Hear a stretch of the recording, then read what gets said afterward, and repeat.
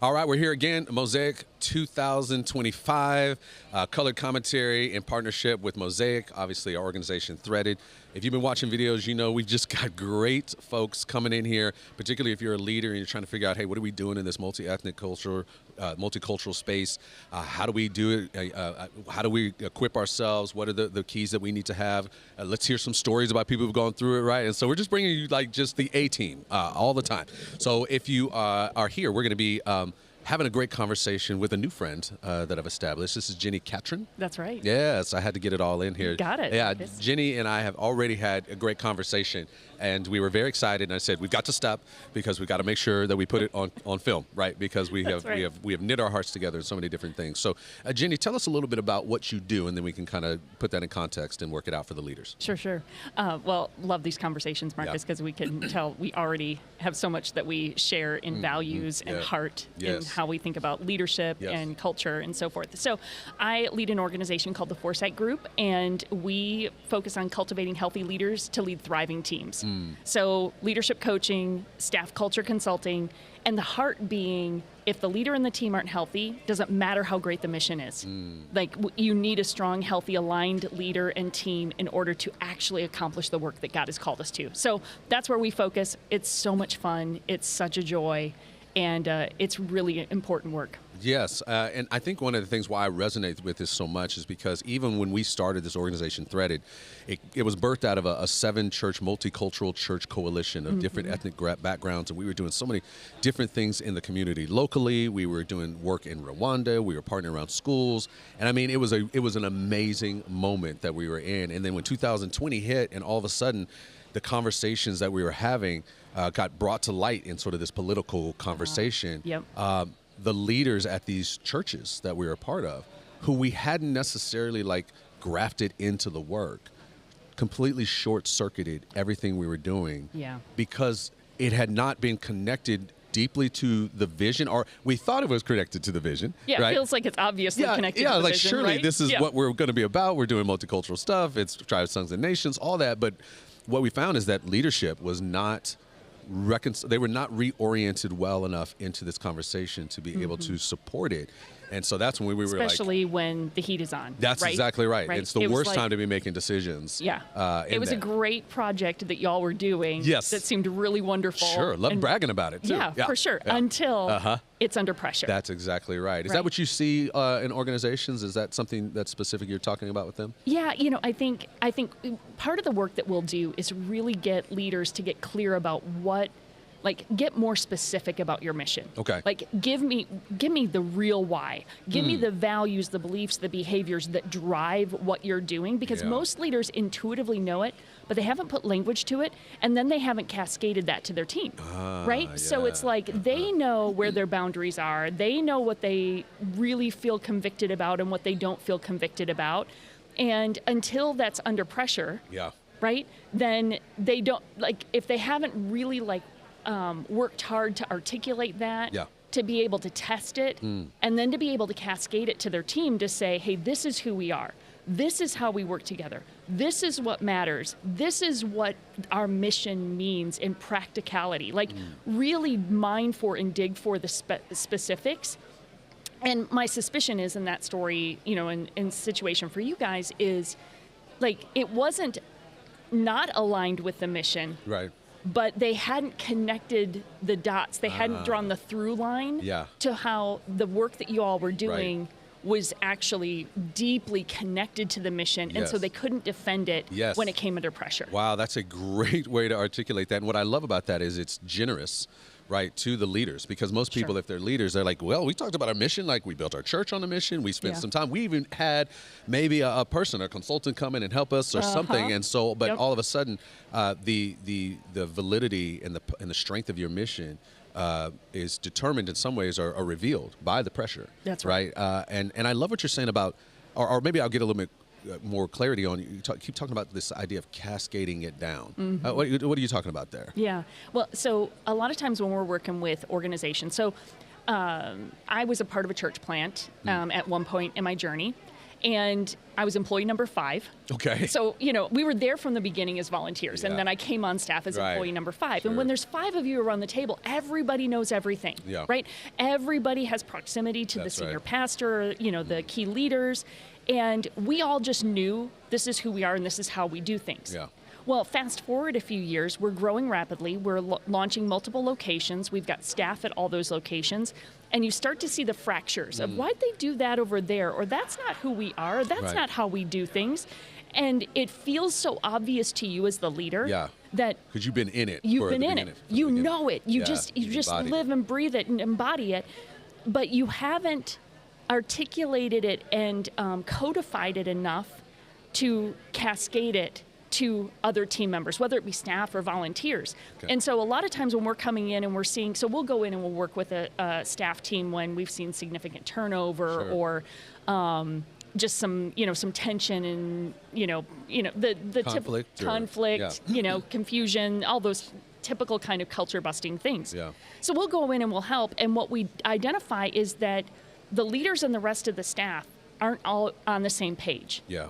And the leaders are incredibly confused by it because it feels so obvious. They're living in it. So, the mission, they're living in it. It makes sense to them, but they haven't put enough language to it and taught it to the rest of the staff in a way that gives enough clarity. I'll give you a really silly example.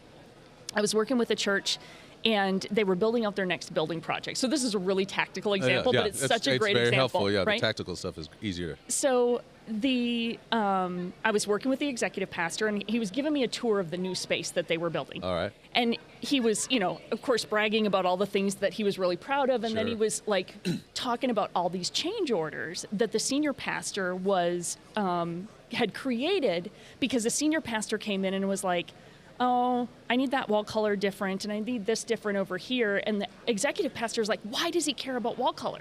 Like, why does he care at all about that? Like, I think that's the last thing that should be on his mind. Well, it turns out that pastor is very artistic. He's very creative. Spaces matter. So it's like, it's something that's really core to him and what he values. But the exec pastor, that's not as big of a value for him. Right. And so he was just blowing by it thinking, that shade of gray is fine. Whatever. Yeah. But it was a silly but very specific example of, I said to that senior pastor, I said, your team is not understanding how much value you place on creativity and aesthetics. And if they never understand that, if you haven't articulated that, they're never going to operate in alignment with it. You're both going to be incredibly frustrated. Now, again, that's a really silly example, but it happens all the time, right? It happens when we say that we value being a multi-ethnic church. Right, yes. We put the language on it, right. But in practicality, what does that leader mean by it? Yeah. When the rubber meets the road, when the pressure's on, how far am I willing to go, right? And you could give a lot more and better examples on that than I can. But we will put labels, but we will have different interpretations. Right. And so leaders have to work really hard to get clear about what do they mean by that value or that label or that initiative. What does that look like in action? And make sure they've communicated that well to their team so their team is operating in alignment with them. So how did they, step one of that? I imagine one aspect of it is whenever you come in, everybody thinks they're doing it. That's right. Right. How do you help them? Because you can't just tell them it's not working. How do you help them know that they've got a gap somewhere? Yeah, great question. So one of my I say it's my bossy big sister language, is that your culture isn't as good as you think it is. Okay. Right? Whatever seat you're in, leader, whether you're leading a team, the whole church, the ministry, whatever the case is, whatever you think is true about your culture, it's not as good as you think. Okay. Because we've created the environment we're living in. Yeah. Right? So we're whatever we're in, we've created it and we're relatively comfortable with it. Yeah, right. But everybody else is having a bit of a different experience. So I set leaders up for that to say, hey, let's have the humility to assume. Humility, starting with that. Right, okay. right. Yeah. That it's not quite as good as we think. Yeah. And like, let's just lower our expectations and say, okay, we need to understand what's true in our culture. We need to understand what's true about what our team is experiencing. And so we'll do a pretty exhaustive assessment to get that data. Wonderful. Of like, let's get a good understanding of where the team is. What's the team experiencing? What are the frustrations? What are the places where, there's just misalignment in understanding of mission, understanding of values, understanding of just what's core and critical to us as a ministry. Right. So we'll do an assessment that's anonymous. And then my team is diagnosing all of that. Yeah. We're digging into all of that data. And then we're sitting down with that leadership team and we're saying, okay, here's what we saw. Right. Here's the good things. Because there's always good things. There's always good. Yeah. Yeah. So it's not that it's like this, horrible report card. But it is giving us, hey, here's the good things. And then here's where the gaps are. And then we sit down and we go, okay, why are there gaps? Can we figure out where that's coming from? And we'll build I call it a culture team, but we'll build team members from throughout the organization. Different seats, different tenures, different ages, backgrounds, races, like let's get a diversity of team members at the table who can speak to different experiences in the organization. So, depending on how big your organization is, determines how, far and wide that gets. But we pull them together and we say, hey, what do you see? Yeah. We're seeing a trust and leadership issue show up in the survey results. Yeah. Can you all speak to that? So that takes a lot of finessing to get people to get honest and tell us what they see, right? Yeah. But until we can get honest about what's true, we can never define where we want to go and build the plan to get there. Wow. Look, that's the phrase right there. And I think it's particularly, we're talking about conversation around multi-ethnic church planting and multicultural church planting. That's right. And what you just articulated is it's some really good, like, very, I don't know if next steps, but core tenets of even starting the process of what does it look like to be a really good, healthy, multi-ethnic, multicultural church. First is you have to start with humility. To recognize that whatever either if you're an established church and you're trying to become more multi-ethnic, you have to have the humility of like, the reason you're not multi-ethnic, multicultural already is because of your culture, right? You know what I mean? So you got to be humble of whatever we've been doing, we've created this that we've got. Yeah. And trying to get ideas. Oh, so the second thing is you need outside observation to help you with this. This is true. You know what I mean? Completely. Because if you keep trying to create ideas in the midst of the same culture that gave you the culture you have, you know what I mean? Like the probability is that you're going to get exactly what you have again, right? Yes, doing the same thing. Doing the same thing over again, right? Yep. So you need somebody outside to be like, hey, I'm seeing something different than what you think you see, right? And that's the way we do life. Like we need to do that. So there's a truth-telling aspect that needs to be done in that. But there also is not just an objective, but even the people within your organization, you've got to listen to them because, like you said, they're having a different experience and than what the leader's doing. And they will see things that you don't see. But if you don't create a place for that to actually come out, and that takes work. It takes work and time. Yes. It's time. Yeah. And we don't have, and here's what I'd like you to speak to, like, I'm sure people are like, we don't have time for that. Yeah. Like, what would you say to somebody who's like, I don't have time for all that? We got Sundays coming. Right. Yeah. Right. I don't know if you... Well, yeah, and I get this objection all the time. You don't not have time for it. Yeah. Because, whatever is unclear in your culture, whatever you haven't done the work, and it's hard work. It is hard work to sit into my home church right now. We are expanding into multi-site.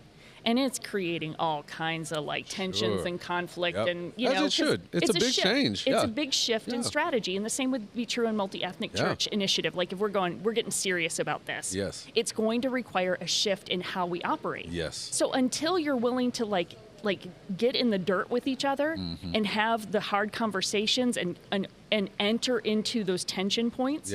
And listen to the team members who are going, I know you're telling me it should be this way, but it's not. It's not that way. It's not that way. You got to believe them. Yes. You got to believe them, which is more humility. More humility. As we keep starting there, all the way through, we're probably going to need more of that. It's like, I feel like the more leadership time and responsibility you have, the more humility it requires. Yeah, right. Absolutely. Like it's like the less I know. The more I do this, the less I know. Yeah, which is interesting, even from a biblical point of view. We always talk about Paul, the Apostle Paul's descent into greatness. Yeah. If you kind of watch his letters from a chronological standpoint, you'll hear him start with, hey, I'm the apostle of apostles. I don't know why anybody's not letting me do my stuff. And then his last letter, he's like, I am the worst of all sinners. Like, there's nobody worse than me. And you're like, oh, that's the spot. That's how it goes. It's the descent integrated. It's not the ascent, right? Like, it's exactly right. So humility is such a big piece of what it means from a resource for a leader in this work to engage. But I'm really interested, so I'll say it like this. So what levels of leadership should you start with if you're cascading it down? Like what? Yeah. I don't know if there's a linear sort of process, or what does that cascading look like? Yeah, and it may depend on the size of your organization, but I would say if you're the senior leader, your direct reports, that next tier of leadership, you got to make sure they're 100% aligned. I'm working with a leader and team right now that there's the senior leader and one of the lead team members are just not 100% aligned. Yeah. Wonderful humans, like great hearts, doing wonderful ministry, but they have different visions for the future. Okay. And so I'm pushing on that conversation, and not that we can't have a diverse perspectives and opinions. Sure, but alignment's different. Alignment's right? different. Yeah. Yep. It's like, so right now we're in some pretty hard conversations, respectful, but saying, hey, this matters too much for us to not like really dig into this and have these hard conversations. So, but real quick, because you said something that's really important there. This matters too much. Yeah.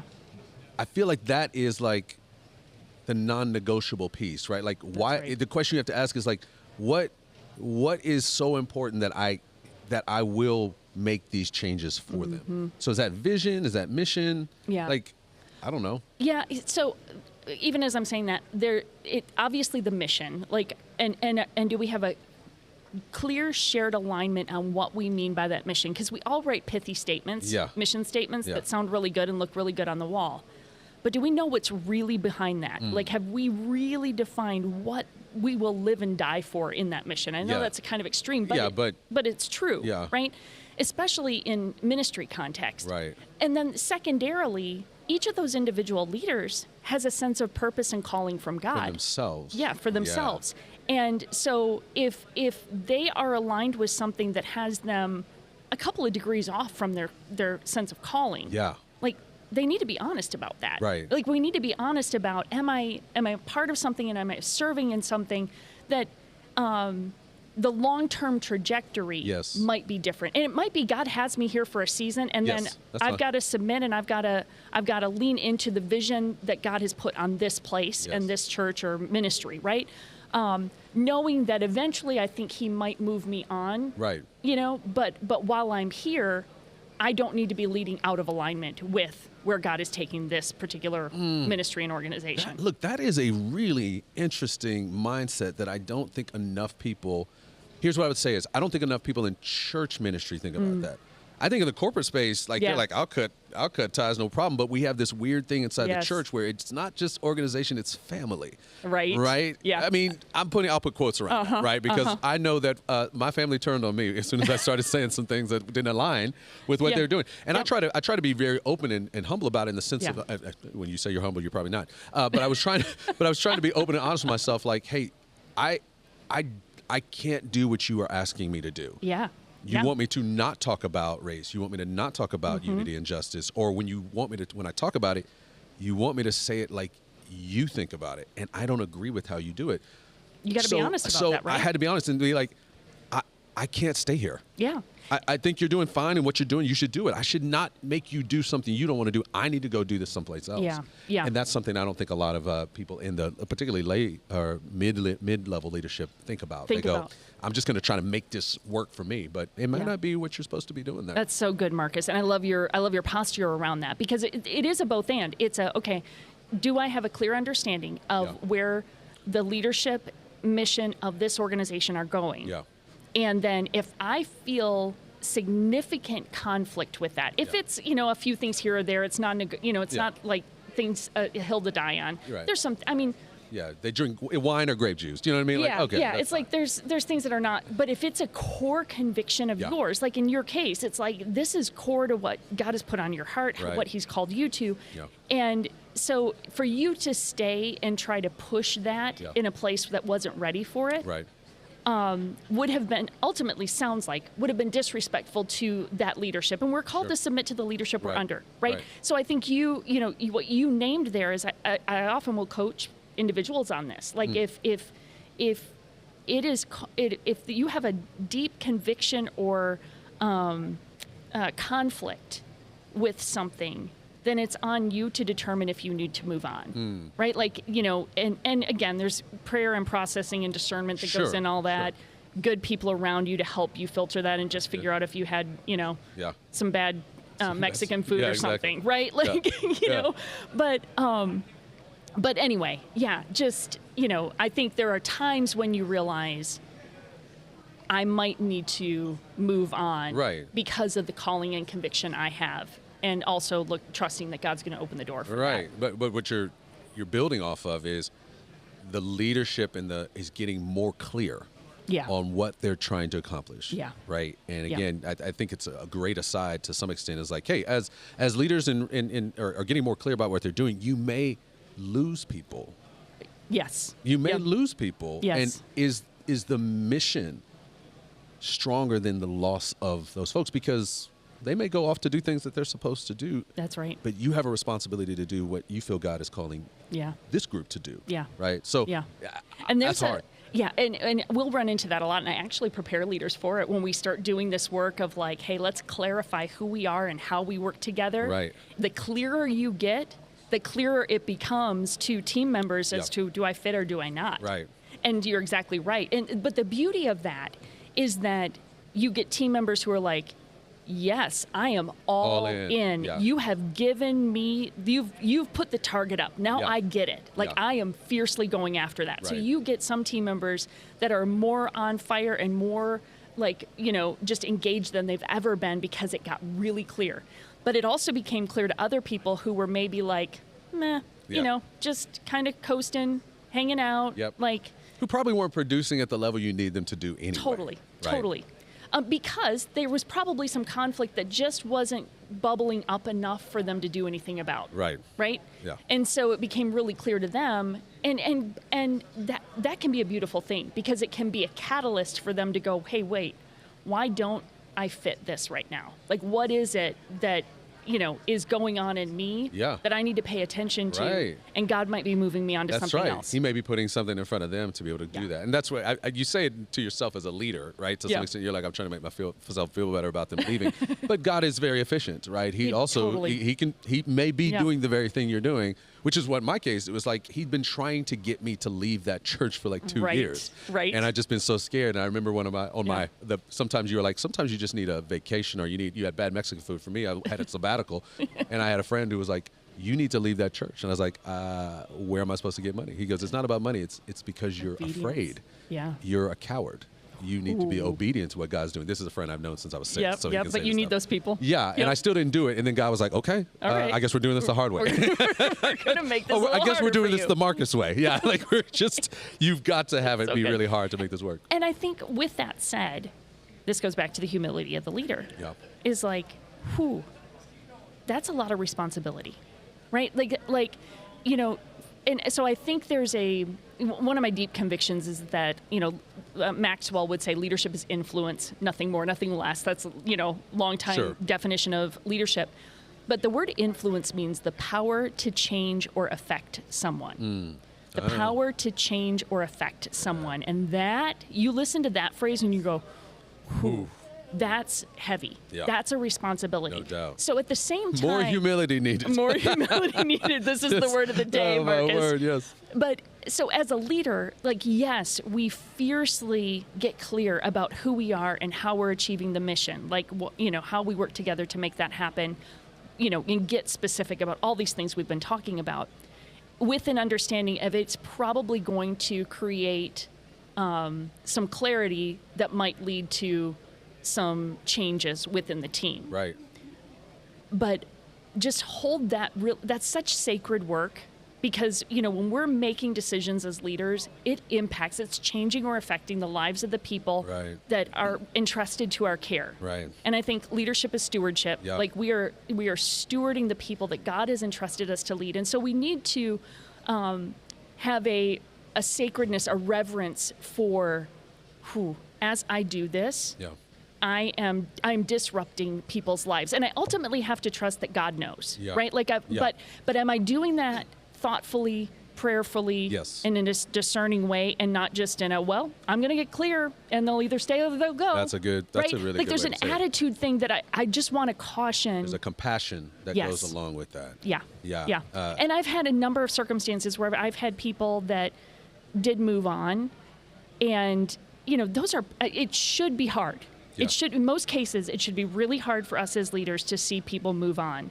But I can promise you, every time that I have done that, thoughtfully, prayerfully, with a sense of conviction, discerning, even when we came to an impasse, those relationships came around later. They came around later. That's what I was Yeah. thinking. Even in my Yeah. own move, I found myself coming back and reconciling with some of the folks who Beautiful. we had issues on the way out. Yeah. Right. And you just have to believe that, Yeah. that God will work it back. It's hard because so many people, particularly in pastoral ministry, you don't want to be a villain. Right. You didn't get in pastoral work to be a villain. That's right. But you end up sometimes as a villain in somebody's story, maybe Totally. forever or for Totally. a deal. Right. Yeah. And I think one of the things as I'm thinking about, resourcing and engaging people who are trying to do multicultural church, what we recognize is that one of the obstacles is the fear of the fallout, the fear of Yeah. losing people. That's right. But what you're pushing them to is like, you've got to get clear on this. Yeah. And in this work, what I'd say is very specifically is with a society that's out there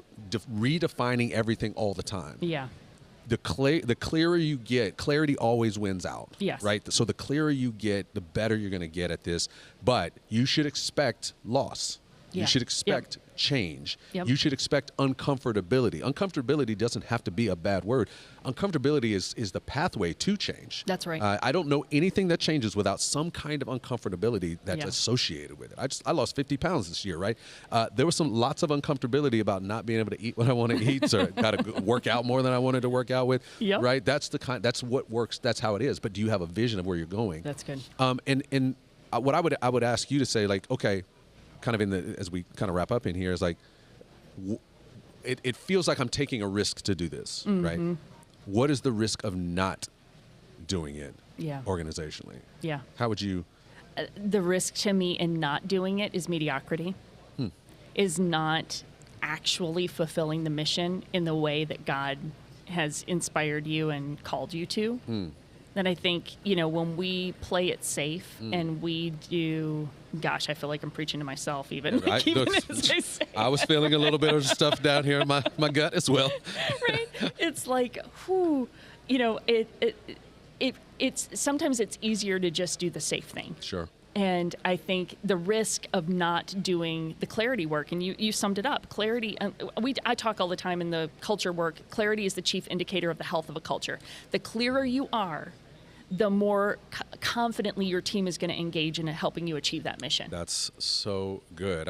I'm excited because I'm actually looking at my team over here, and what I love is I've got these two ladies over here working our table, and the whole time we've been at Mosaic, I have not had to stand at that table and say anything. Yeah, because they got because we have some other teammates who are much like you, who are very good about making sure our culture is clear. Not as good as we probably think it is, right?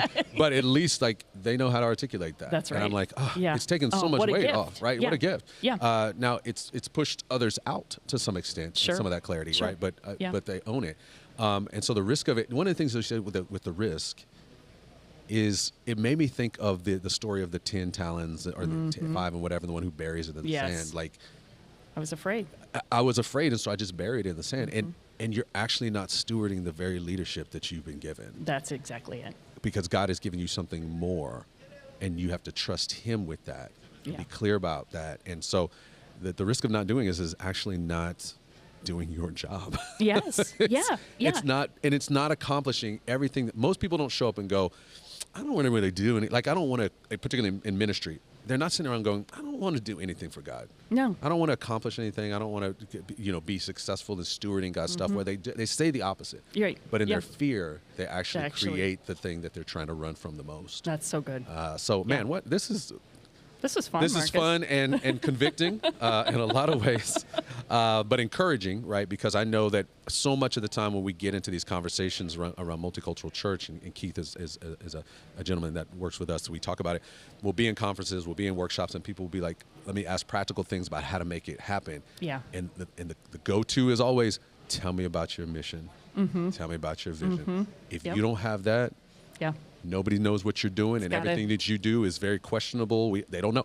It's got to be clear. The clearer you are, the better this work is going to be for you. That's exactly right. Hey, great So well. conversation. Yeah, Jenni. thank you so for much. hanging out with us. It's fun. And I hope as from a leader standpoint, I hope that you are hearing one of the key word today is humility. If you can start with this idea that my church is not as great as I think it is. My staff is not as equipped and knowledgeable as I think they are, and that we might need help from outside for us to even see the blind spots that we may be missing, even inside of our multicultural, multi-ethnic space. Man, if we can start with that, that is a game changer for your ministry as you go forward and trying to do this work of multicultural church. So glad you guys were here. Mosaic 2025. Thank you again, Jenni. Thank you. Great conversation.